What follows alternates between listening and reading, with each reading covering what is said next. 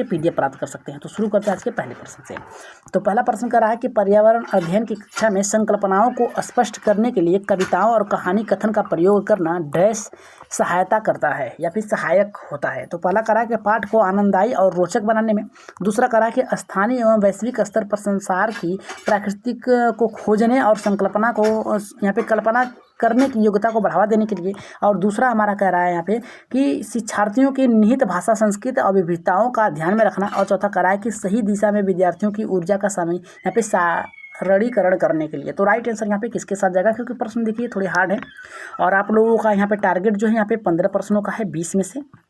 यहाँ पे देखिए क्या कहा है, पहले ऑप्शन देखिए, पर्यावरण अध्ययन की कक्षा में संकल्पनाओं को बात कर रहा है, यानी सभी चीज़ों को एक साथ रखने की बात कर रहा है। स्पष्ट मतलब शुद्ध की बात कर रहा है, कविताओं की बात कर रहा है, कहानी कथन का प्रयोग करके सिखाने की बात कर रहा है। तो यहाँ पे देखिए पाठ को आनंददायी बनाने, रोचक बनाने के लिए नहीं होगा, क्योंकि यहाँ पे संकल्पना कहानी में यहाँ पे आनंददायी नहीं होगा।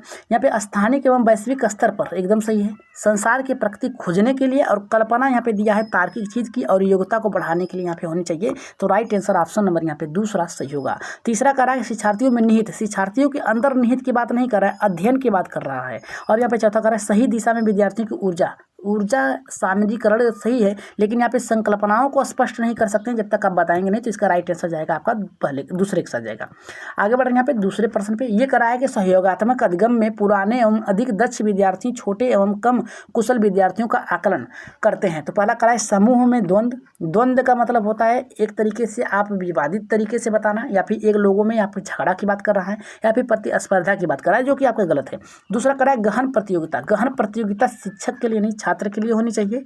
करा उच्च उपलब्ध और यहाँ पे स्वयं गरिमा, यानी खुद से करने के लिए और खुद से बालक को यहाँ पे तार्किक रूप से सोचने के लिए बताना, तार्किक रूप से यहाँ पे बताने के लिए। तो यहाँ पे राइट आंसर जो जाएगा दूसरे का यहाँ पे तीसरे के साथ जाएगा।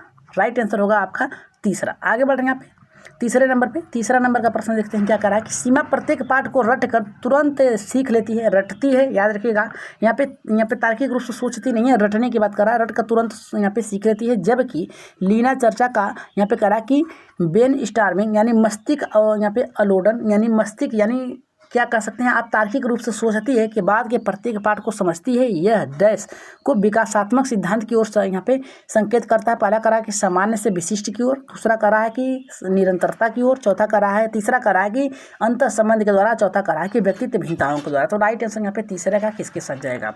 तो यहाँ पे देखिए हर बालक जो होता है उसकी सीखने की शक्ति अलग अलग होती है। तो हम कह सकते हैं व्यक्तित्व भिन्नता होती है, जिसके कारण क्या होता है, बालक क्या करता है, अपनी क्षमता के अनुसार, अपनी योग्यता के अनुसार सीखता है।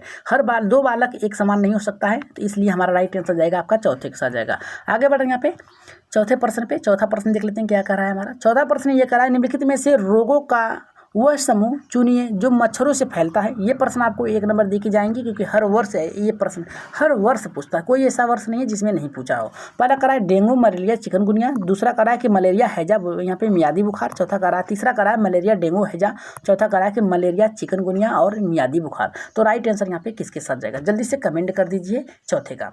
तो चौथे का जो राइट आंसर होगा हमारे यहाँ पे पहले के साथ जाएगा, डेंगू, मलेरिया और चिकनगुनिया। ये रोगों का समूह है, मच्छरों से होते हैं। तो राइट आंसर यहाँ पे देखिए, यहाँ पे हैजा दिया है, जो ये हैजा दिया है ये आपका महामारी से हो जाएगा।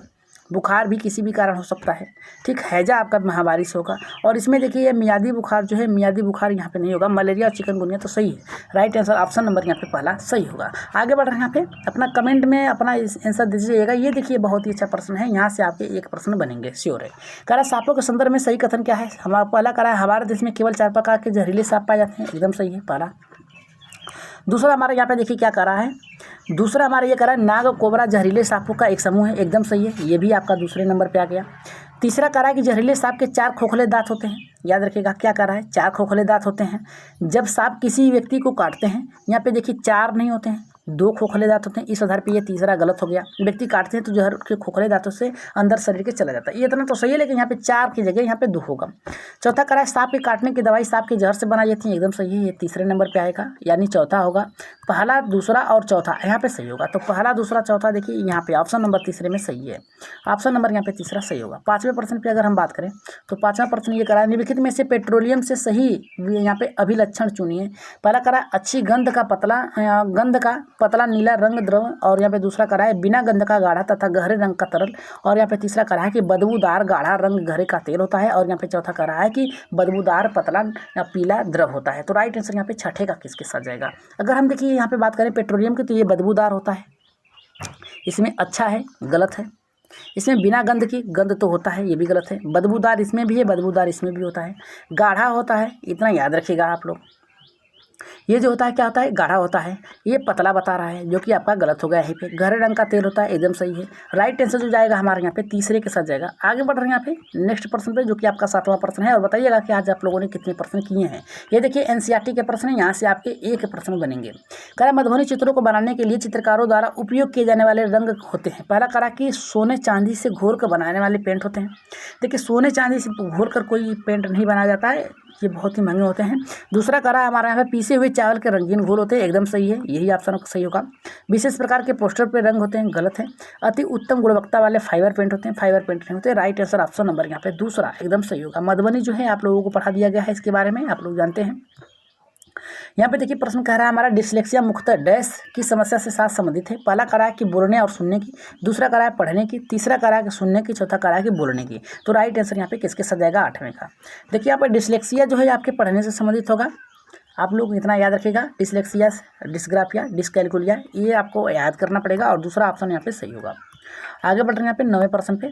9वां प्रश्न देखते हैं क्या करा है। 9वां प्रश्न ये करा है पर्यावरण अध्ययन की पाठ्य पुस्तक में अभ्यास एवं गतिविधियों को उपलब्ध करना चाहिए। पहला करा है प्रकरणों के अंत में अंतःनिर्मित से, दूसरा करा है पुस्तक में अलग अलग स्थानों पर, तीसरा करा है कि इकाई के अंत में, चौथा करा है पाठ के अंत में। तो राइट आंसर यहाँ पे 9वें का किसके साथ जाएगा। तो पर्यावरण अध्ययन की पाठ्य पुस्तक का अभ्यास एवं गतिविधियाँ जो है लास्ट में कराई जाती है, अंतःनिर्मित होनी चाहिए। प्रकरण से जो भी पढ़ाया जा रहा है उससे संबंधित होना चाहिए, ठीक, संबंधित होना चाहिए। तो राइट आंसर ऑप्शन नंबर पहला सही होगा। अगर हम बात करें 10वें प्रश्न की, तो 10वां प्रश्न देखिए क्या कर रहा है। 10वां प्रश्न हमारा ये करा है कि पर्यावरण अध्ययन के शिक्षकों को क्या करना चाहिए। पहला करा है बच्चों के दृष्टिकोण को स्वीकार करना तथा सम्मान देना चाहिए। दूसरा करा है कि अभिभावकों के विचार को स्वीकार, अभिभावकों के विचार को नहीं, यहाँ पे आप शिक्षकों, यहाँ पे छात्रों को देंगे।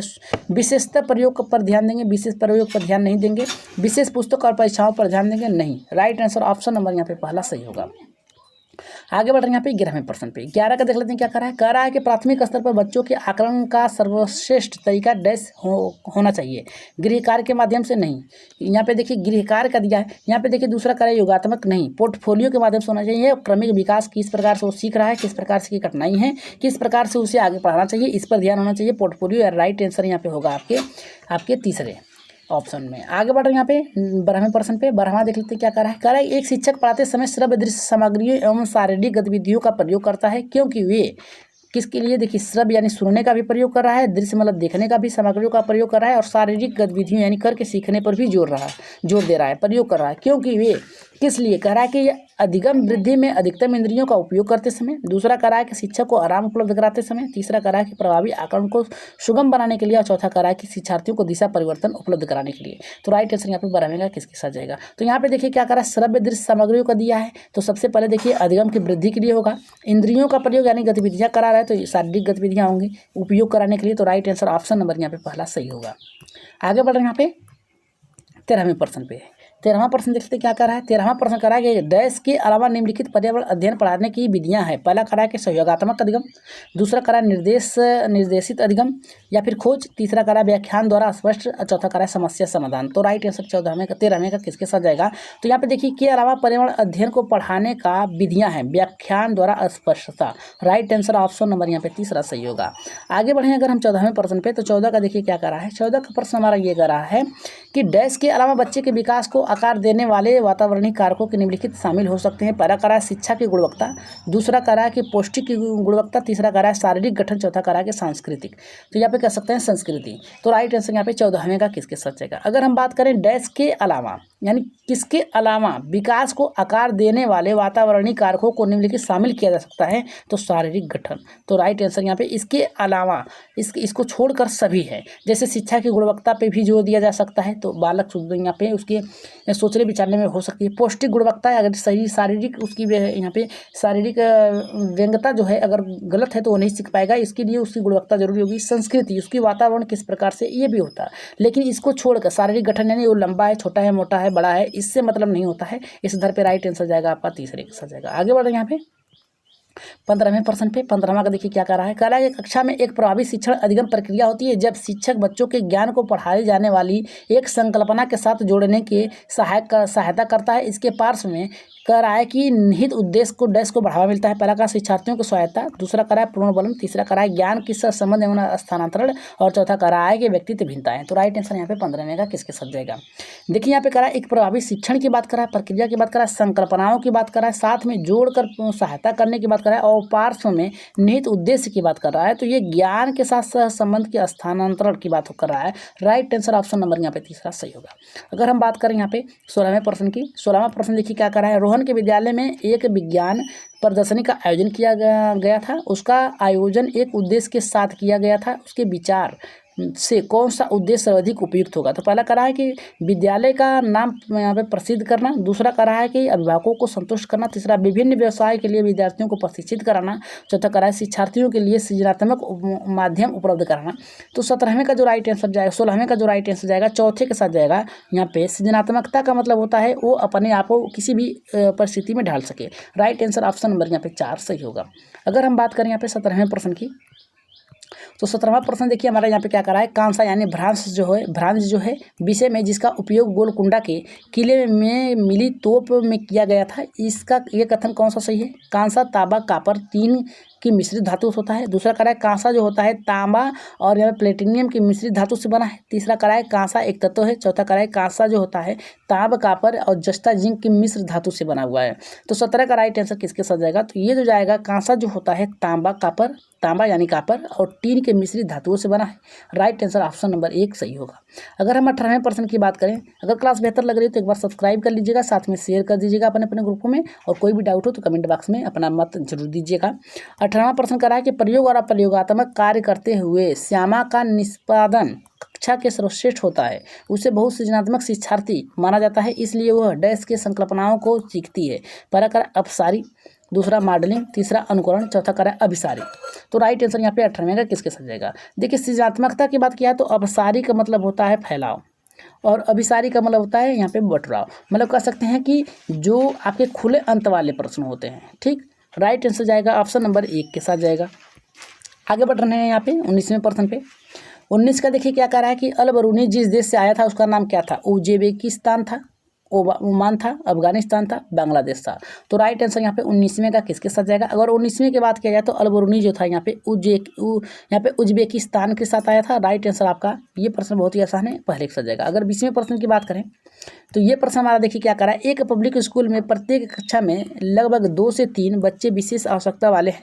कुछ बच्चे शारीरिक या मानसिक रूप से विकलांग हैं या फिर बाधित हैं। बच्चे अन्य बच्चों के साथ उसी कक्षा में एक साथ पढ़ते हैं। उपयुक्त पब्लिक स्कूल निम्नलिखित में से किसका अनुपालन करता है। पहला कह रहा है कि समन्वयक शिक्षा, दूसरा कह रहा है प्रतिपूरक अधिगम, तीसरा कह रहा है कि यहाँ पे सतत एवं व्यापक मूल्यांकन, चौथा कह रहा है कि समावेशी शिक्षा। तो राइट आंसर यहाँ पे 20वें का किसके साथ जाएगा। तो राइट आंसर यहाँ पे 20वें का जो जाएगा यहाँ पे समावेशी शिक्षा, क्योंकि इसमें विकलांग बालक भी हैं, अक्षम बालक भी हैं, शारीरिक अक्षम बालक भी हैं, इसमें सभी प्रकार के हैं। तो ये जो जाएगा यहाँ पे कोई भी अक्षम बालक होगा उससे संबंधित यहाँ पे समावेशी कक्षा से होगा। आज की क्लास का लास्ट प्रश्न है और बताइएगा कि आज आप लोगों ने कितने प्रश्न को सही किया है। एक पश्मीना शाल लगभग डैश साधारण स्वेटर के बराबर गर्म होती है। ये एक साधारण पश्मीना शाल बुनने में डैश घंटे लगते हैं। पहला कह रहा है कि 6 से 200, दूसरा कह रहा है कि 10 दिन 250 घंटे लगते हैं, यहाँ पे कह रहा है कि 10 दिन 200 घंटे लगते हैं, या फिर कह रहा है कि यहाँ पे 6 दिन 250 घंटे लगते हैं। तो राइट आंसर यहाँ पे किसके साथ जाएगा, जल्दी से बता दीजिएगा। तो इसका आंसर आप लोग कमेंट बॉक्स में बताइएगा और बताइएगा कि आज की क्लास आप लोगों को कैसे लगी, एक बार कमेंट बॉक्स में जरूर बताइएगा। और आज की क्लास से आप लोगों ने कितने बेहतर तरीके से सीखा है वो भी बता दीजिएगा, और अगली क्लास किस पे चलाई जाए वो भी बता दीजिएगा आप लोग। तो जाते जाते आप लोग सब्सक्राइब जरूर करिएगा, टेलीग्राम चैनल को ज्वाइन करके वहाँ से PDF प्राप्त कर सकते हैं। तो आज के लिए इतना ही, धन्यवाद। कोई भी आपकी डाउट हो तो कमेंट बॉक्स में कमेंट जरूर करिएगा, और किसी का आप लोग आंसर बताइएगा कि आंसर कौन सा सही होगा कमेंट बॉक्स में। ठीक है, तो जाते जाते सब्सक्राइब जरूर करिए।